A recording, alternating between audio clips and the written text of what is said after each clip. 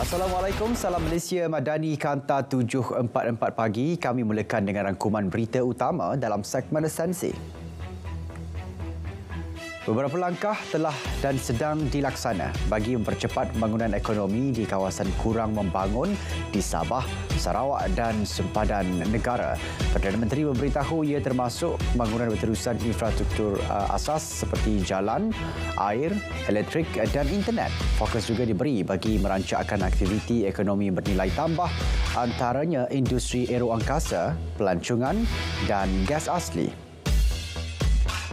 Siap siaga hadapi banjir, semua agensi disaran melakukan perancangan teliti berdepan bencana itu.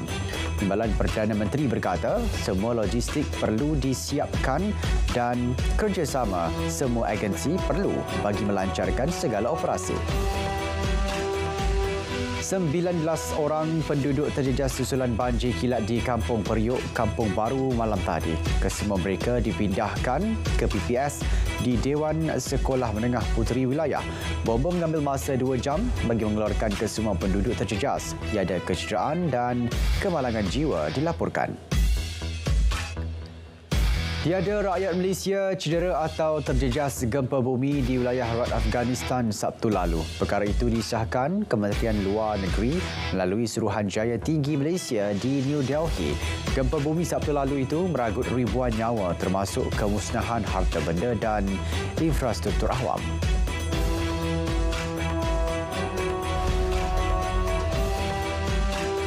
Di Kedah, 13 lelaki termasuk 3 warga Myanmar ditahan kerana disyaki terlibat sindiket penyelewengan diesel bersubsidi di negeri itu. Ketua Polis Daerah Kuala Muda memaklumkan 74,600 liter diesel bersubsidi bernilai RM162,628 dirampas. Serbuan dilakukan di 4 lokasi di Sungai Petani. Baik, ini pula kes penipuan pelaburan tidak wujud secara dalam talian di Genting Highlands. Ramai 20 lelaki termasuk 5 warga asing ditahan dipercayai terlibat sindiket tersebut. Mereka berusia 17 hingga 31 tahun dan sindiket dipercayai beroperasi sejak Ogos lalu menyasarkan mangsa dari Singapura. Dalam perkara itu, kertas siasatan berhubung kes 15 anggota polis serta 2 timbalan pendakwa raya yang ditahan dalam serbuan di sebuah pusat hiburan di Seremban Ogos lalu telah dirujuk kepada pejabat timbalan pendakwa raya untuk tindakan lanjut. Ketua Polis Negeri Sembilan memaklumkan keputusan saringan air kencing ke semua 17 suspek juga telah diperoleh dan mendapati sebahagian daripada mereka positif dadah. ATM akan distruktur semula menjadi sebuah angkatan masa hadapan dengan kredibiliti yang menepati kemajuan teknologi, cabaran masa depan dan ekspektasi rakyat. Panglima ATM berkata, perstrukturan semula itu dibuat menerusi Pelan Strategi Ketenteraan Negara 2.0.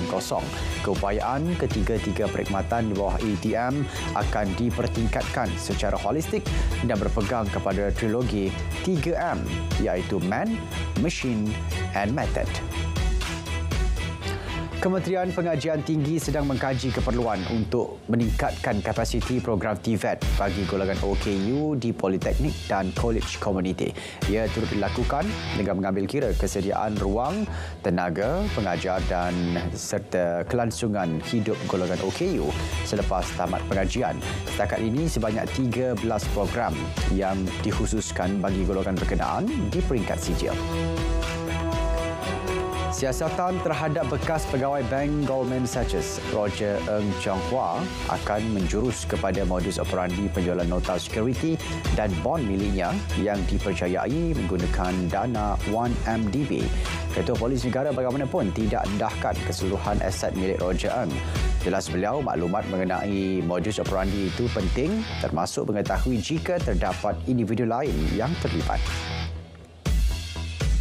73 kertas siasatan dibuka melibatkan 82 pegawai kanan, pegawai rendah polis dan pegawai awam kontingen polis Kedah dari Januari hingga September lalu.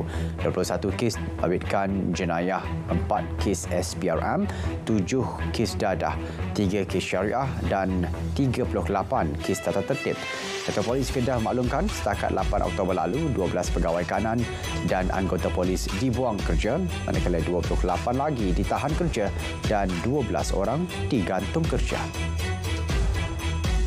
4 lelaki dihadapkan ke Mahkamah Magistrate Baling atas pertuduhan bunuh warga emas di Kuala Ketil 1 Oktober lalu. Bagaimanapun, tiada pengakuan direkodkan kerana kes bunuh berada bawah bidang kuasa Mahkamah Tinggi. Tertuduh hanya mengangguk faham di hadapan hakim selepas pertuduhan dibacakan jurubahasa 14 Disember depan ditetapkan untuk sebutan semula kes. Zhejiang Geely Holding Group Geely merancang meningkatkan pelaburannya di negara ini termasuk memperkukuh Malaysia sebagai hub pengeluar kenderaan bagi tujuan ekspor. Perdana Menteri memberitahu Geely menyusul pelaburan komited 32 bilion ringgit yang diumumkan pada Mac hasil lawatan rasminya ke China. Syarikat itu juga akan meningkatkan penyertaan dalam penyelidikan dan pembangunan serta penyediaan tenaga mahir tempatan selari dengan keperluan industri. Jumlah stok minyak sawit negara pada September meningkat 9.60% kepada 2.31 juta tan. MPOB berkata, inventori minyak sawit mentah pada September juga meningkat 14.24% kepada 1.37 juta tan.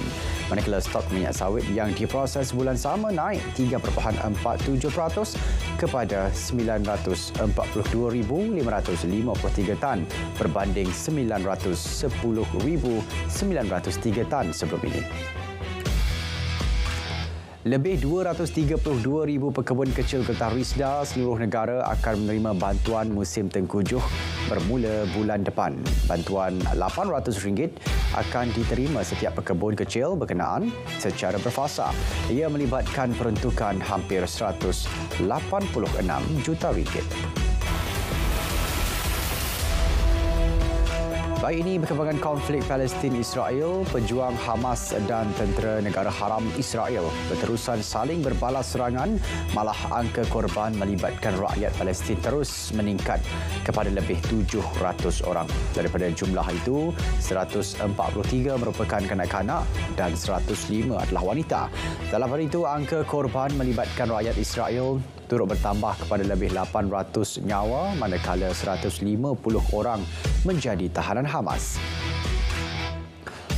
Dalam pada itu, Iran menegaskan pihaknya tidak terlibat dengan serangan mengejut Hamas ke atas Israel Sabtu lalu. Pemimpin tertingginya menafikan penglibatan Iran dalam serangan terbabit meskipun memberi sokongan penuh kepada pejuang Hamas. Tegasnya, penyokong rejim Israel dan beberapa pihak lain menyebarkan maklumat palsu tersebut sejak beberapa hari lalu. Masa melibatkan isu Palestin-Israel, pengepungan penuh rejim Israel ke atas menanjung Gaza sama sekali bertentangan dengan undang-undang antarabangsa. Perkara tersebut dimaklumkan oleh Pesuruhjaya Tinggi Hak Asasi Manusia PBB. Organisasi itu juga turut menggesa kedua-dua pihak untuk menghentikan serangan balas serta-merta. Sejak tercetus konflik, lebih 187,000 rakyat Palestin hilang tempat tinggal ekoran serangan udara berterusan di wilayah Gaza. Usulan kemarau yang menjejaskan bekalan air di Bolivia, lebih 300 orang berarak ke dataran berhampiran empangan Inchata di Bandar La Paz untuk berdoa memohon hujan. La Paz merupakan bandar terbesar di negara itu dengan penduduk kira-kira 2 juta orang. Menurut syarikat air Bolivia, 10 takungan yang membekalkan keperluan air di bandar berkenaan ketika ini hanya mempunyai bekalan untuk 135 hari. Di Australia, sebuah pesawat ringan terhempas di kawasan luar bandar di New South Wales. Nahas itu menyebabkan juruterbang dan 3 kanak-kanak dalam pesawat tersebut disahkan maut. Dalam kejadian, pesawat itu berlepas dari Canberra sebelum terhempas kira-kira pukul 3 petang waktu tempatan. Biro Keselamatan Angkutan Australia berkata pihaknya memulakan kertas siasatan bagi menyiasat punca nahas. Banjir di India sekurang-kurangnya 42 orang maut selepas tebing tasik glasier pecah sehingga mencetuskan banjir kilat di Himalaya.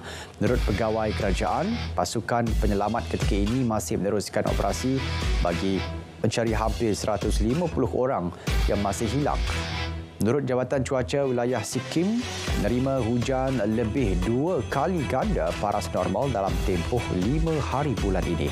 Ia menjadikan banjir lebih teruk dari bencana pada 1998 di mana dianggar 1,000 orang maut. Usaha mencari dan menyelamat mangsa tanah runtuh di Mbamkolo, Kamerun diteruskan yang menyaksikan angka korban terus meningkat. Ketika ini sejumlah 27 orang disahkan berkorban akibat bencana alam tersebut. Jumlah itu meningkat susulan penemuan lebih banyak mayat. Kebanyakan yang tertimbus merupakan mangsa yang berada dalam bangunan ketika tanah runtuh berlaku pada Ahad.